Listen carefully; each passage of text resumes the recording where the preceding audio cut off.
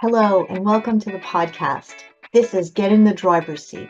We're telling stories about leadership moments in professional practice. I'm your host, Sandra Beckor, Practice Management Coach at Beckor Management. I'm excited to introduce our guest today, Lacey Kempinski, an in-house fundraiser, turned mom, turned consultant, turned CEO. She's the owner and founder of Balanced Good, an organization that provides hands-on parental leave coverage for fundraising professionals. Balanced Good believes that a supported transition to parenthood benefits both the sector and the parents working in it. Welcome, Lacey. Hi, Sandra. I'm so grateful to be here and to be chatting with you today. Amazing. And today we're talking about owning your CEO role, navigating the transition from solopreneur to CEO of an organization with a team. Yeah. Even when you say that, I feel like imposter syndrome kicks in, right? It really is interesting learning to really own that role. And I'm excited to talk about it today because I have a feeling it will resonate with a lot of people. Well, that's actually what I was going to say. I think this is really relatable to this audience. Some lawyers, architects, engineers, and they start working for a firm without necessarily the idea that they want to work for themselves. And then sometimes just circumstances happen, like it did with you, and you can talk about that, where you end up working for yourself, and then the transition of that early phase to building a team is maybe unexpected. The obstacles that you run into, the challenges you run into. In my business, we call them growing pains. Mm-hmm. Mm-hmm. And navigating them is really important to land in a sustainable place. Okay, so I have some questions for you. Of course. Okay, so what drove your decision to reinvent yourself? I know that when you started this business back in March 2019, you called yourself a consultant. So at that point, you Mm. really were working for yourself. You started a business. You're an entrepreneur now, not just in-house fundraising. However, now you're talking about it as owning your CEO role. So that wasn't the same as when you started the business. So when did that happen? That idea of seeing yourself differently? Yeah, I think there's a couple pieces to how that happened and timing and stuff. And I think the first, like what you said, Sandra, about starting your own thing, like, and not having a plan or not exactly like this wasn't in my career plan to become an entrepreneur. It wasn't intentional, but it was when I became a mother, when I realized that I couldn't balance everything that I wanted to balance in life and do it the way that I wanted to do it. I wanted to be a successful professional, but I also wanted to be an involved mom. And I was trying to figure out, and I don't think I've figured out the magic to that yet, but I was trying to navigate that. So I started a business. So similar to, a lot of the people that you work with and professionals you work with, you start out kind of humbly, I would say, thinking like, okay, if I can get a couple clients and kind of earn some income and balance all of the other things and the reasons why I became an entrepreneur, that's great. And so that's what happened with me. So it was really just about kind of being humble or not being confident enough to own that, whoa, I do have this power to be a successful entrepreneur. So starting out as a consultant just felt natural to me. I'm like, okay, this resonates with the people that I want to work with. I would like to just come in house and do a little bit of work and support organizations and busy parents in the nonprofit sector. But then what happened over the next couple of years is the business grew, right? And I don't even know if it was an intentional growth. Now it is very intentional and I know what I'm doing. But when you first start growing your consultancy and business, I felt like I was a little bit fumbling through it, right? So I went from solopreneur to a team of 8 in 5 years. It's a pretty big growth. And I realized that in order to continue this growth, I had to step into more of a leadership type role, like realizing that every team really does need a leader. Even though we have a really collaborative approach, there still needs to be that leadership. Plus, the reality is, and we talked about this a lot, Sandra, when I was in the Ella program through York University with you was that I was protecting myself from burnout too. If I was doing all of the roles, I'm burning myself out. And that's the whole reason I started my business, was to protect myself from burnout. Well, I'm so glad you mentioned that, Lacey, because I think that also is relatable to our audience. And, sometimes people are hesitant to acknowledge that. And it's inspiring. It's inspiring to hear your story about it. And to also accept that we're never really there, that it's kind of a work in progress, maybe forever. Yeah, totally. I think that is like one of the biggest learnings of becoming an entrepreneur is that it's ever evolving. Your goals are always evolving. How you navigate your work is always evolving. Sometimes you do have to take a step back, and I can talk about that a bit later in the conversation, and do things that you didn't think you were going to be doing again because you thought you jumped into the CEO role. Like there's always shifts and ebbs and flows, and that's the exciting part about entrepreneurship. But once you let yourself kind of release the control and be open to those shifts, it's just a much nicer experience as an entrepreneur.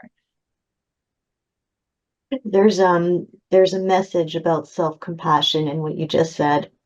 100%. Okay, so what kind of obstacles did you run into? Not at the start of your business. I'm sure there were obstacles there, but Yeah. at the pivot point where you started to see yourself not just as consultant, but CEO of that team. I mean, 8 people in 5 years, that is quite a lot of growth in a short amount of time.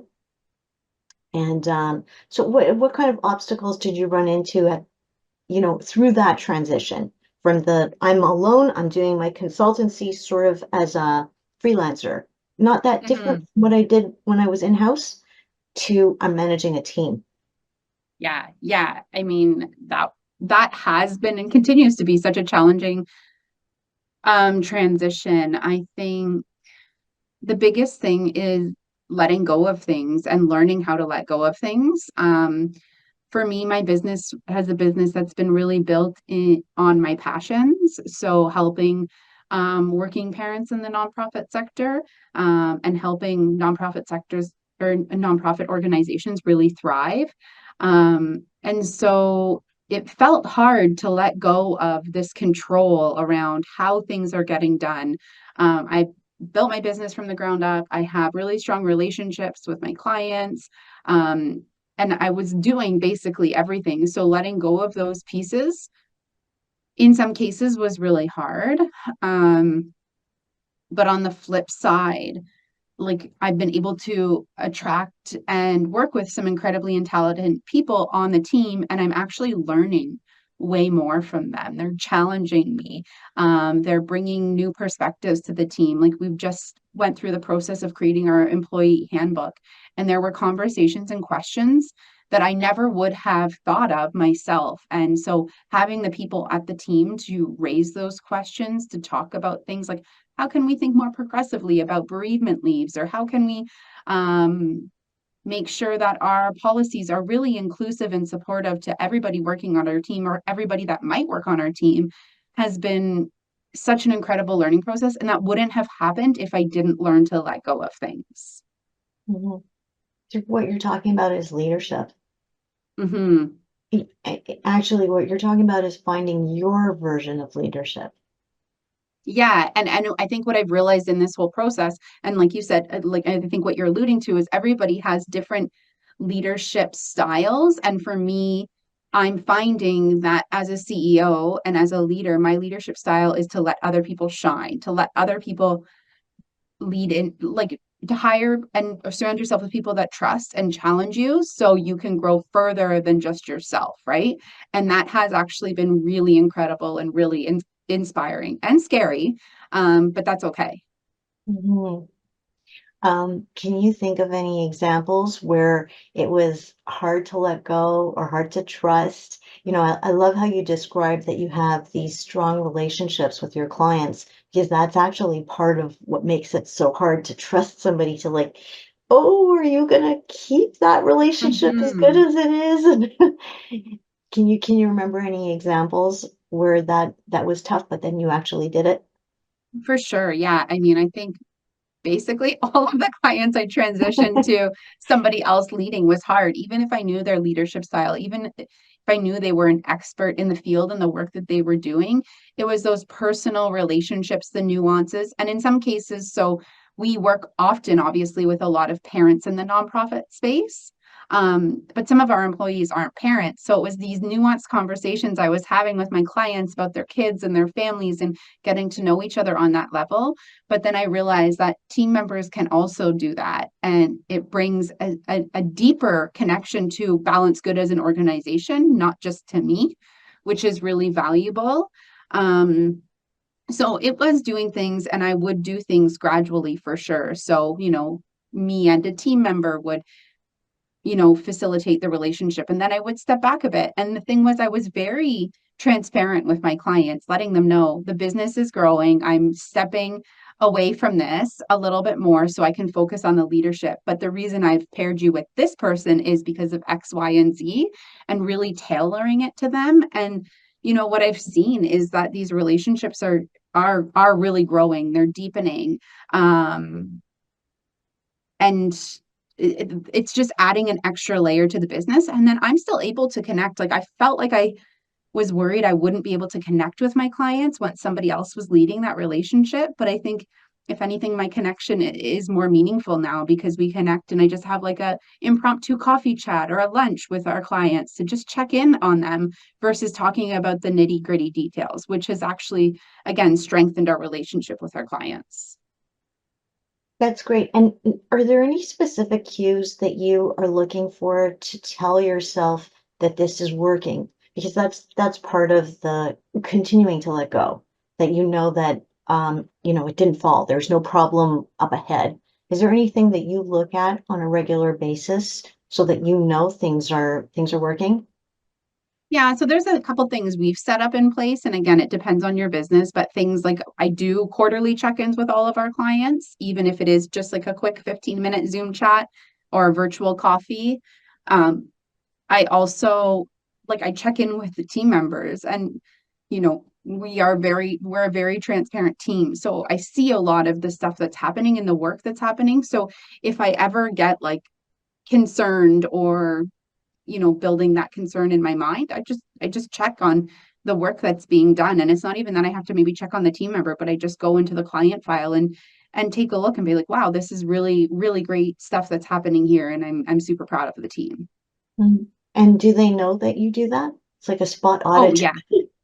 Yes, yeah, definitely. We're again we are a very transparent team and I don't I've brought in people to Balance Good that I really trust and value their opinion. And so I don't want anyone to feel like they're being micromanaged or anything like that. But I do want to see that the great work that we're so proud of continues to get done. It's interesting that you've mentioned trust a few times. I love talking about trust. I think it's something that is, first of all, it's the cornerstone of professional practice, really. Hmm. Anything you do Hmm. is all about trust, right? And I think that what people misunderstand about trust is that it's a two-way street. And the way you've been talking about it so far in our conversation totally illustrates that because you can't ask somebody to trust you if you don't trust them. 100%.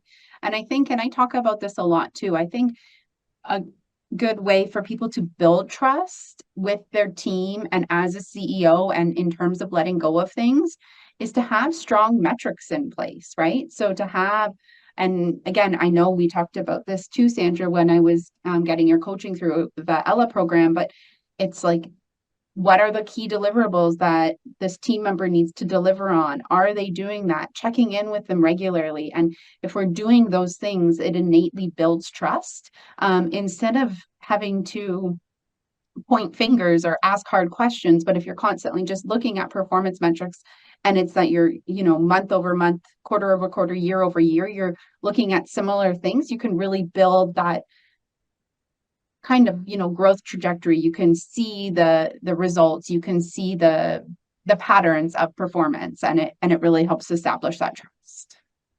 Right. And it also helps to continue to let go, because what you're doing is you're creating a way to give feedback.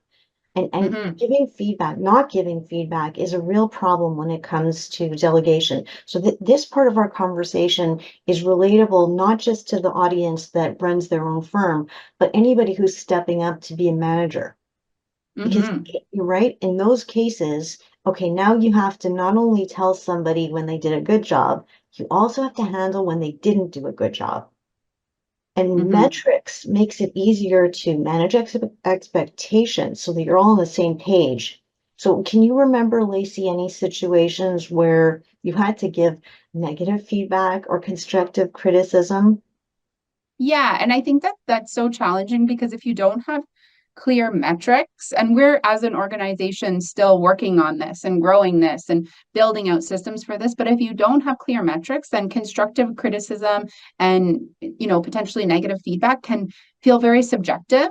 It can end up feeling personal. So I think again, if you root it in, okay, well, here were the expectations with this client work, and we actually were behind on that, and having a two-way conversation about why did this happen, how can we support you in the future, how it makes it a lot easier than just saying I feel like you didn't do this, or this should have been done differently. But if it wasn't outlined at the beginning, we can't hold those expectations for our team. We have to be very clear on the outset. Hmm. I love how you added, how can we support you in this? Because it's not Yeah. just about telling them, well, you didn't achieve the metric we were shooting for, but you're still telling them, I believe in you and I'm going to help you Yeah. get there. Well, and oftentimes we've set up organizational barriers for our employees not to be able to achieve or excel, whether it's that they don't have enough time to complete things properly, they're being pulled in too many different directions. So, really asking them, why do you think this happened? And how can we avoid this in the future? How can we support you? Actually allows you to reflect on your business and organization, and maybe that you need to set up something a little bit differently. That's performance management at its best. Because Hmm. what you just described there, Lacey, is respect. That's respect of the people who work for you and partnering with them on making things better as opposed to pointing fingers. Yeah, 100%. Yeah. And I think we've been there, right? Most people have been there. They've had the Yeah, finger pointed at them. It doesn't feel good. And no. so that's the fun thing about being an entrepreneur and becoming a CEO is you get to build your own culture. You get to build a culture, a workplace culture you're really proud of, and that feels authentic to you. So, yeah, that's something I'm really passionate about. Well, that kind of answers my next question, which was, so, you were this successful consultant. Why did you bother reinventing yourself and building this team? You could have just continued, right? So why did you bother hiring people and making it bigger? I think it was like I'm driven by my mission and vision, which is to support people working in the nonprofit sector as they transition to parenthood. So, providing parental leave coverage, making sure that nonprofits can continue to do the work that they're doing without being impacted by parental leaves, which are a 100% guarantee is going to happen, especially in the nonprofit sector when we're 80% women.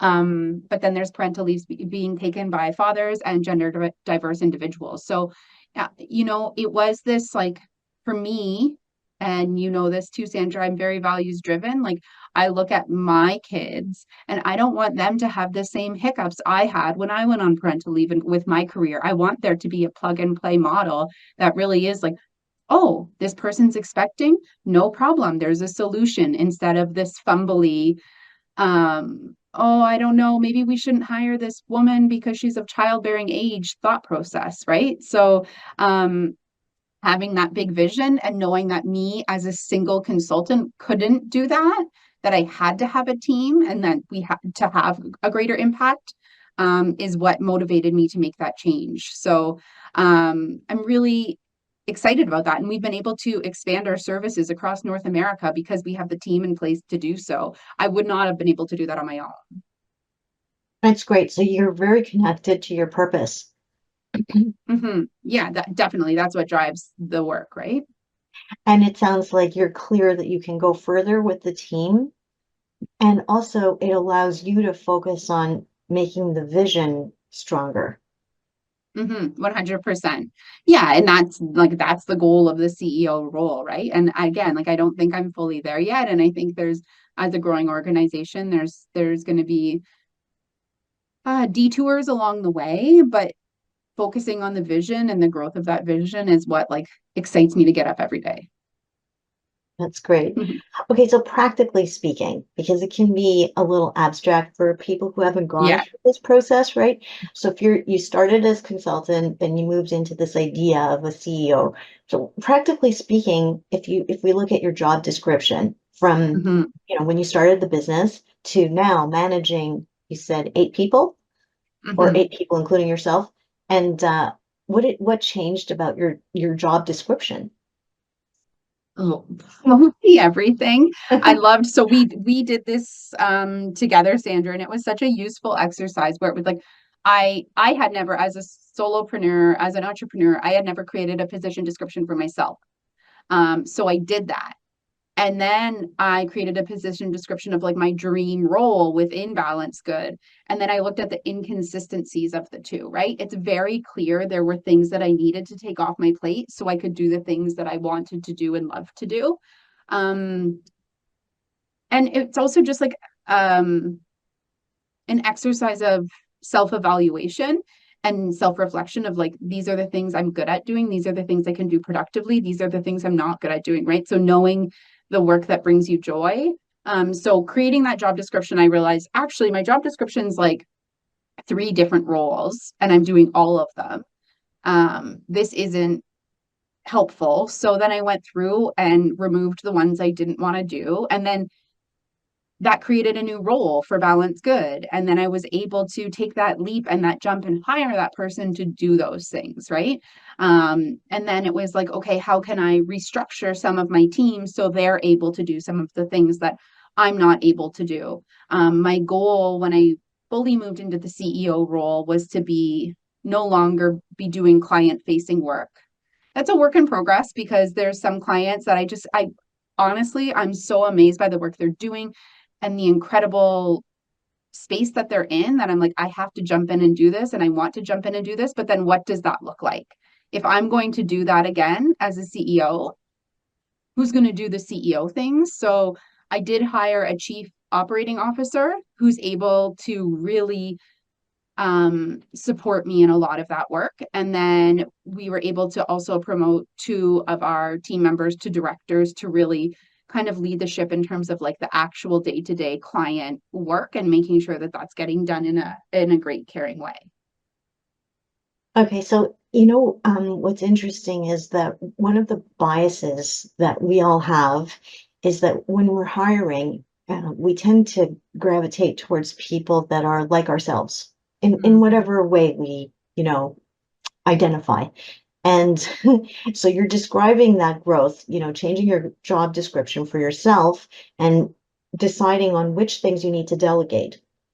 So you need to hire, you have these new roles. So but the way you describe it is, oh, I'm not necessarily the best person for this because I'm not good at it, or, I have my eye on something else.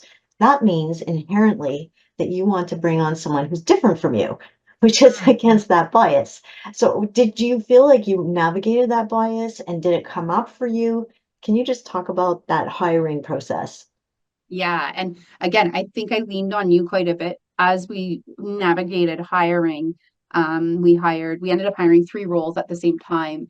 Um, we were very intentional about assessing the skills that were currently on our team and the skills that we needed, the work that we were currently doing on the team and the work that we wanted to do and needed to do, and created descriptions that way. Um, we did things to try to eliminate bias as much as possible. We talked about, like, I know you and I talked about like recency bias and stuff like this. So we graded the interviews while we were doing them. Immediately after we did them, we had a very transparent hiring process to help allow everyone to shine. So by providing interview questions beforehand, we use the same interview questions for all candidates. So it was, fair and equitable. Trying to think of what else. it was really just being intentional about like, okay, this person on our team works this way, this person works this way. We need somebody who works this way, who works differently, so we can be a full team and complement each other. Yeah, it's very interesting the way you just said that because it's not just that they bring different skills to the table, it's that they work differently. Hmm. Do you have any Yeah. examples of that? Yeah, I mean, and that's hard as a leader or CEO, recognizing that people work differently, right? So if Hmm. somebody on our team really doesn't is very reflective and needs time to reflect and answer. So like we know you don't just ask a question on the spot, but if you ask the question and give time, you're going to get a very thoughtful response. And then other people on our team are very quick to be like, yeah, this is what I would do. Let's do this. Let's get it done.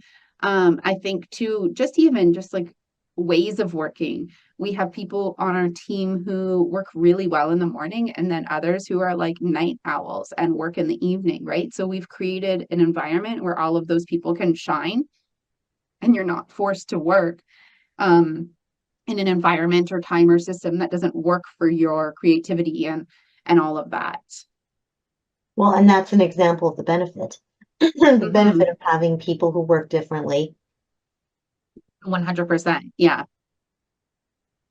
Okay, so you started talking about some surprises that came up, as you're going through this transition where it's not like a straight line. So you see yourself going through Mm-hmm. this growth and you have to take one step back when you didn't really expect to have to take a step back. Can you just describe a little bit those surprises and how did you navigate them?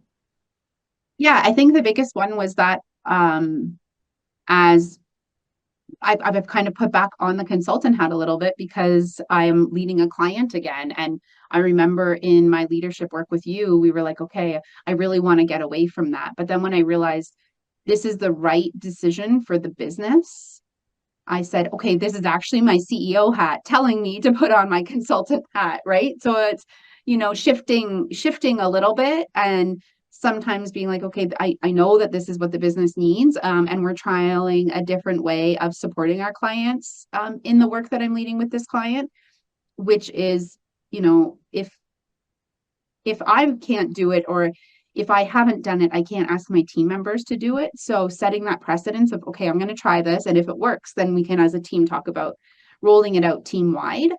So it was just like, this is the right opportunity and timing. And I have people, again, I've put people around me in the business that can support other pieces. So the difference between me wearing the consulting hat now and a couple of years ago is that I have the team surrounding me. So I don't have to burn myself out. I won't burn myself out. I'm protecting myself from that because I don't have to do all the things. There's other people, and I've learned how to trust those people to, and, lean on those people to do the things that need to get done. Hmm. And so I love how you came back to the idea of not burning yourself out. That's a big impact of changing your role from that consultant to, what Mm-hmm. you are now, the CEO, and still going for your vision, still going Mm-hmm. full force for your vision. And can you describe any other ways that shifting your role like this has impacted either yourself, your family, your team, your clients? What's the impact of Yeah, the change? I think there's a few, right? I do think that it's like I've mentioned, it's deepened our client relations because they have a really strong relationship with both their client lead, the consultant that's leading the project, and myself. From like a burnout and busyness perspective, my calendar, it doesn't right now, but typically it feels a lot more manageable. So I have the time and bandwidth and space to think about the big picture things. Like if you don't give yourself the space and time to do that, you're not going to do that. And you're constantly reacting to the challenges in the business or the fires that come up instead of actually thinking proactively, like what's the next step? What's the next thing? Um, from a family impact, I mean, I've always been very intentional about being able to balance work and life and family. I have three young kids, but it has allowed me to navigate that a little bit more because I'm not as client focused. And some of that brainstorming, that visioning can happen in the evening when my kids are in bed. And just giving myself grace that that's okay, that that's happening then, is really helpful. And what about the impact to your team? I mean, I think that when you let go and you create space for them, something changes for them. Yeah, 100%. I think it's like just seeing people shine. It was funny because initially when we started hiring people, most people were still reporting to me, and I was realizing that I wasn't giving people the mentorship and support that they needed.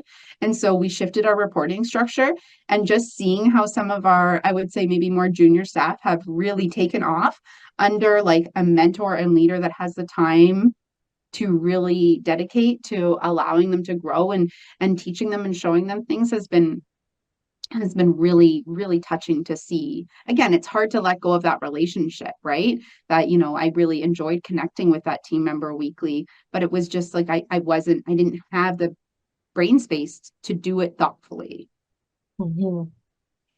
So you're very consistent about returning to your intentions. Yes, trying to. I think that's what helps make entrepreneurship easier, right? Because you Mhm. can get pulled in a million different directions, but if you're like, is this value aligned? Is this part of my original intentions? Is this how I want to run my business? And you ask yourself those questions, it helps provide like that guiding light to how where you should go next. Mhm. And yeah, because it keeps changing. It does. Yes. So, and talking about keeping changing, this is not exactly what you envisioned for yourself, right? When you started in your fundraising career, I heard you describe on another podcast how you plan to have a leadership role in hospitals. Did I get that right? Yes. Yeah. Yes. Yeah. And so, what inspired you to see? Have you seen any role models out there that helps you to shift that view of yourself? I think definitely I've seen like it's like women taking control of the workplace and their power. And that really allows me to see, like, whoa, I can do things differently. In the nonprofit space, especially in healthcare, and I'm going to be pretty frank here. Nonprofits have to report to a board of directors, and oftentimes those board of directors are very senior individuals, often men, often maybe not the primary caregiver in the household. And so the demands become quite high. So I think saying, no, that's not the status quo that I want to work within. And I learned that that's not the status quo I want to work within, allowed me to change and push on that. Hmm. And you're becoming that role model for others. I'm sure you're I aware of hope that. so. Do you hear that from anybody? I do. And I think that that's still this like imposter syndrome type thing, right? Like, how can I be a role model to somebody? I'm still figuring stuff out. But really, I think it is about like, hey, you can carve your own space, you can create your own space, and you can take up space for success. Um, and you can bring others along the way and let them shine. And I think, in talking with you, even just in this podcast, like such a like a exercise of reflection. I'm like, wow, we've really accomplished some great things, but I wouldn't have been able to do that if I didn't step out of that consultant role and jump into the CEO role. Mhm. Well, and I love your frankness about the imposter syndrome because I think for people who are, let's say, not as far along on the path as you are on entrepreneurship, um, they have those feelings, and for them to hear that acknowledged in such an honest but accepting way from Hmm. somebody like yourself who has accomplished all of this, to just understand that sometimes it's just a feeling. It doesn't mean that you're not successful. It doesn't mean that you can't do something. It's just it's a negative, self-talk that is part of being human. 100%. And don't let, like, you really can't let that hold you back, right? Right. So, I mean, I think it's all of the moves I've made to get to the role that I'm in now have been like leaps of faith or just like trusting that things will come together. but that wasn't done recklessly because I knew that there was the skills and the talents and we were doing the things, right? But sometimes you have to take those jumps and your imposter syndrome is going to say like, whoa, whoa, whoa, don't do this. But, remind yourself that it is grounded in the experience you have, in the experience you've seen in the sector, in the people that are surrounding you, and go for those bigger jumps. It's this balance between trusting yourself and doing the work, like doing the Mm-hmm. planning, doing, asking for the help, doing all of that more analytical type of work, but also trusting yourself. 100%. Yeah. And you're talking about change, and I'm, the discomfort with change, and I'm just reminded of something that I like to do with clients when we do retreats, about change in leadership. So I'll do it with you now because it's quick and it's Okay. fun. Okay, Okay. for those on Perfect. YouTube, but we'll try and describe it for the ones who are listening. Okay, so just fold your arms. Just, like your arms, cross your arms across your chest the way you would naturally, the way it feels comfortable to you. Mm-hmm. Mm-hmm. Now uncross your arms and do it in the opposite direction. So the opposite arm under and the opposite arm on top. How does that Did I feel? do it right? No, I didn't. I didn't even do it right. I was so resistant to change. I didn't do it right. You Yeah, went back to the way. it does feel awkward. It feels awkward. Now, do it one more time. So go back to the natural way that you do it. Mm-hmm. And once again, unfold the arms and cross them again the unnatural way. And tell me, how does it feel? It does feel better already. Like actually, Already. yeah, yeah. Like it still feels a little bit discomfort, but I'm leaning into it a little bit more. Yeah, that's so funny. And that's seconds doing something, repeating it once. So Yeah. imagine, it's just natural for human beings to resist change and just to have a little bit of faith that if you do the work and, that discomfort will just naturally sort of get easier. Yeah, and I honestly think that discomfort is a sign of growth and success, Uh, right? totally agree. And Mm-hmm. getting comfortable with making mistakes or stumbling or Mm-hmm. asking for help is part of that. 100%. Okay, so you've talked about your sense of purpose several times in this conversation, but can you just share with us how you stay connected to it?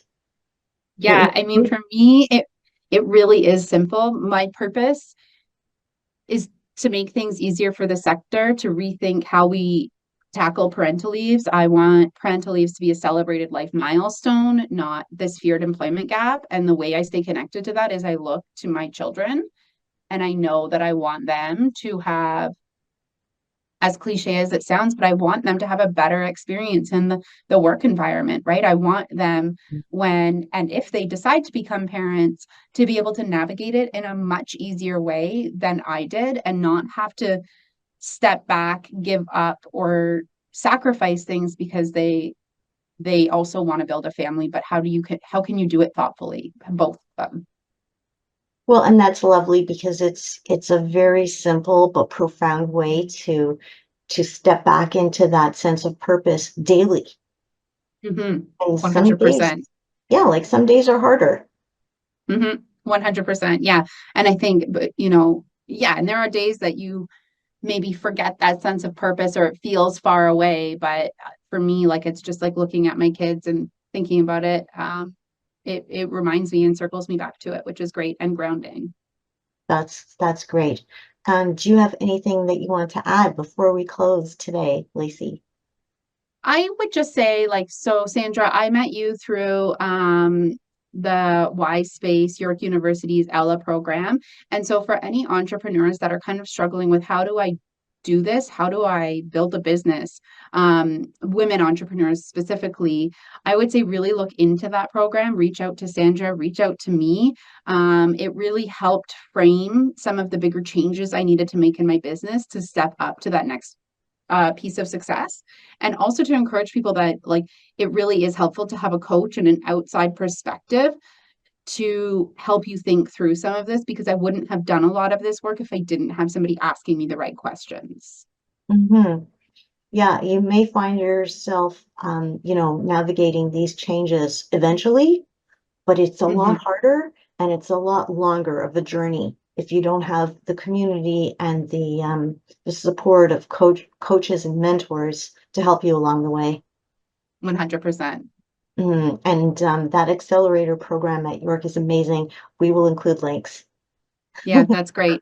And Sandra, if you could include links just to my LinkedIn and website, that would be great as well, because people can certainly reach out to me if they have questions. I'm an open book and love chatting about these things as well. And I know sometimes entrepreneurship can feel lonely.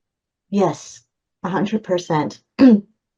So thank you, Lacey, for your time and for your insights.